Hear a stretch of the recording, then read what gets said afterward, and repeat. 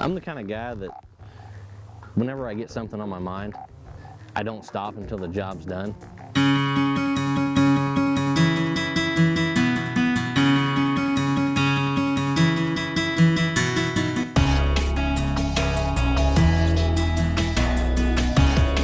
You want to talk about location? We've got the X marked down.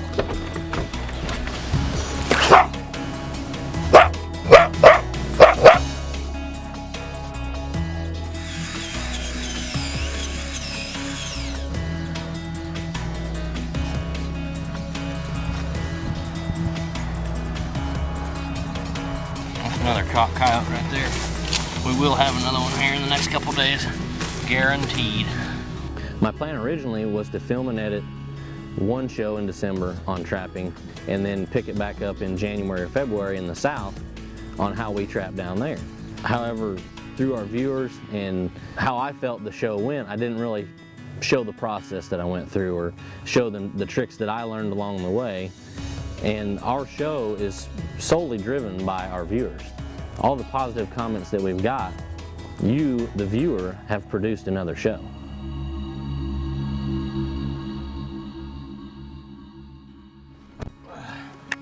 We got a coyote in the trap right here by the house. Came in to eat lunch, and you can see the trap hut from the window. And when we pulled in, right around noon, he wasn't there. Looked back out the window 20 minutes later, and there's a coyote in the trap. So I'm gonna go take care of him real quick. Finish running the rest of the line today. Didn't even get to eat lunch, so we'll be running until dark tonight.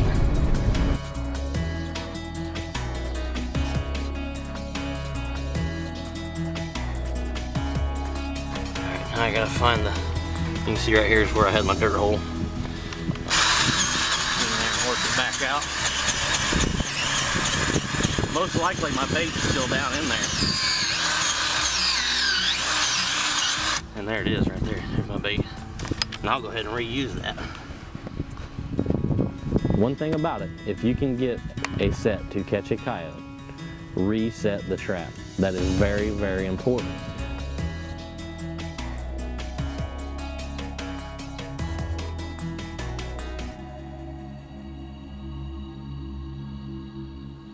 As the days keep rolling, I start catching coyotes, and a lot of coyotes. And I had some sets that were catching coyotes every night. We're out in the middle of nowhere, and there is one tiny little flat, or one tiny little draw, out in the middle of this ag country. And look what we got. We got a big male coyote. This is coyote number 3. In 4 days. When you catch one coyote, that's an invitation to catch every other coyote that's coming through there within a quarter mile. They're gonna smell where that other coyote has been. They smell Fred over there that's buried something. They want to come take it from him.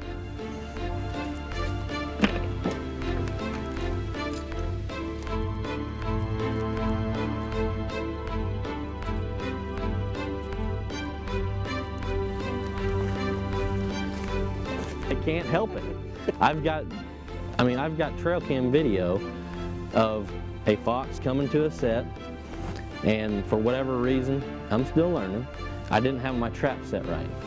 And the fox comes up, he sniffs around, he smells the bait, he digs around, he rubs all over the set, comes up and squats and pees right on my set and walks off. Whatever reason, didn't catch him. Well, about 2 hours later, here comes a coyote.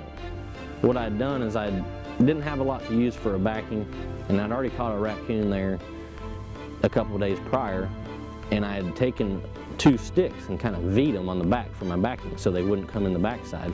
Well, the coyote comes around the backside, yanks the stick out of the way, digging around in the hole, and he eventually lines back up with the hole. Didn't catch him, he steals the bait and runs off with it.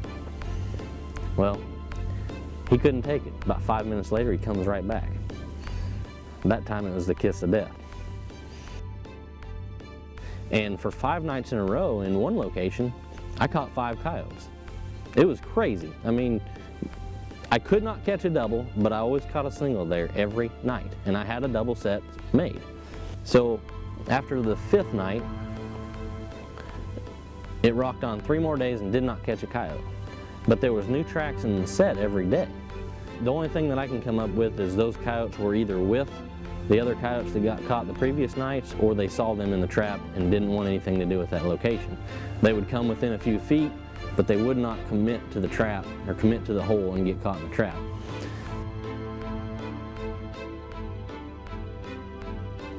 All right, we've got a double set right here. We've got 3 little drainages that all come together out here in this flat ground. And we're walking on about 10 days right here on this set. And I've caught 2 coyotes right here and 3 coyotes right over there in that set. And we still had coyotes coming to the set, so I keep remaking it.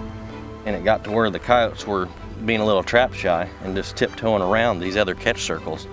So what I did is I just went 40 feet out, set a new set in, and we got a brand new coyote right there. No more trap shy coyotes. Pull that trap, drop it 30 feet down, boom, coyote again. For 3 nights in a row, I made a new set around where all my other catch circles were and ended up catching 8 coyotes in 14 days at one location. You know, the purpose of these shows is to teach landowners how to do a task. There are tons of sets that you can do for coyotes, bobcats, or any predators. But the dirt hole set, in my mind, is the easiest one that anybody can do.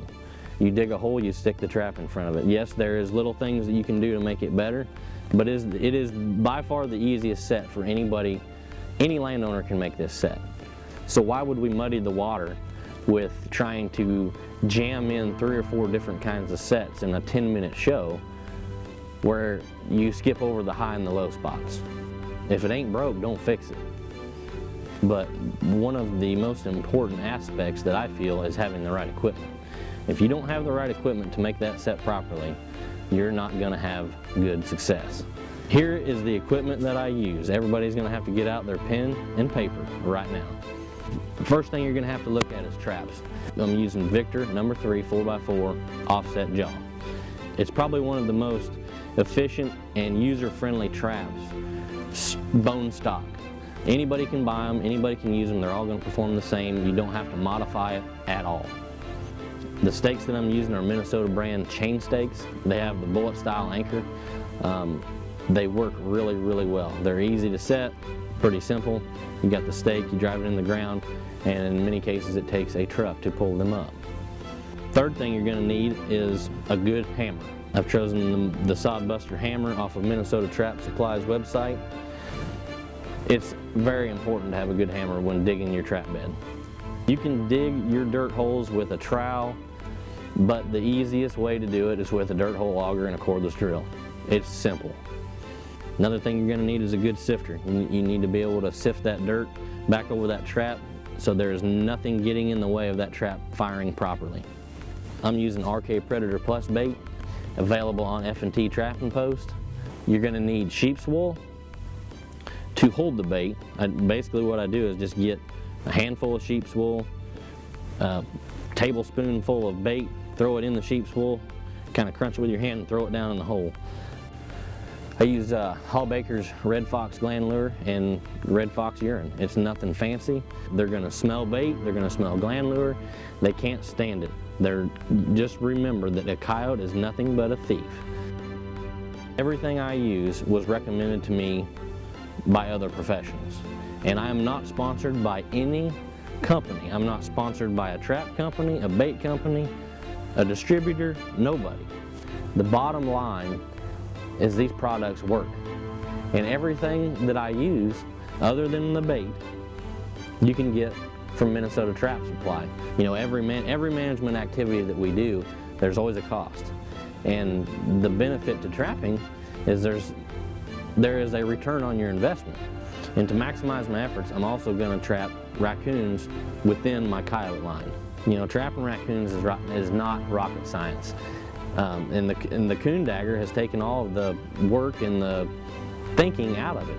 You can go to the store, buy some cheap cat food, order you some crawfish oil from Minnesota Trap Supply, mix them together in a milk jug, and away you go. You can drop traps in as quick as you can pull them out of the truck. I'm running close to 80 coon daggers and 12 to 18 double set coyote sets. So, you know, if we were just doing coyotes, if we caught 5 in one day, that'd be a good day. You're looking at $25 a coyote, but you're not going to do that every day. So you mix in coon traps within your coyote set, and you're looking at maybe 20 to 30 raccoons to add to your catch. Make a $12 average on that, and you know, you're not making a lot of money, but you're justifying what you're spending. You know, if you're new to trapping, I strongly suggest that you get some first-hand experience before trying it yourself. But most of what I know I've learned from Robert. He offers classes, you can ride along with him, but I've also been to the FTA Trappers College. You know, if you know a trapper, ride along with him for a day. Learn the tricks of the trade. Don't just tackle this by yourself. And most trappers that you talk to, they're more than willing to take you along, because the bottom line with this is we're all in it together. If we abandon another trapper, we're only shooting ourselves in the foot. You can also look up trapper education courses through your state agencies. Educate yourself. This is what will ensure that we can continue to enjoy this lifestyle. The only problem I got right now is it's over with. Not a bad way to end the season right here. Caught my first coyote in Illinois right here 2 weeks ago. And I've learned a lot, had a ton of fun, put some fur in the freezer, made a little bit of money, and that right there is coyote number 31. What a way to end it. And basically I'm sitting here twiddling my thumbs, and now I have to go edit other shows, and all I can think about is trapping. It gets in your blood, it's addicting. There's no other way to explain it than just getting yourself out there and doing it.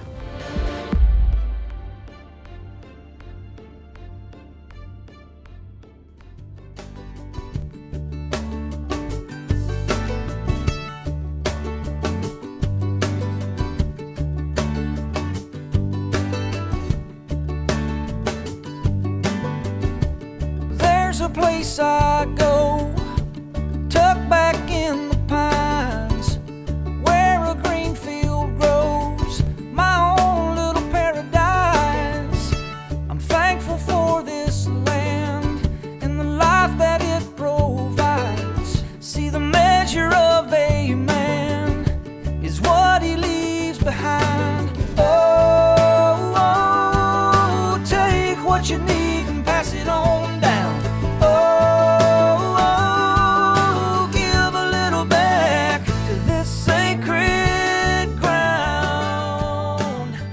Sometimes you just got to get on old Checker. Let him loosen up a little bit. I am what I am. If you sit me down, I'm going to talk like this. In trails, in pine plantations, nothing can be better. That'd have been good if he hadn't just bulldozed the camera.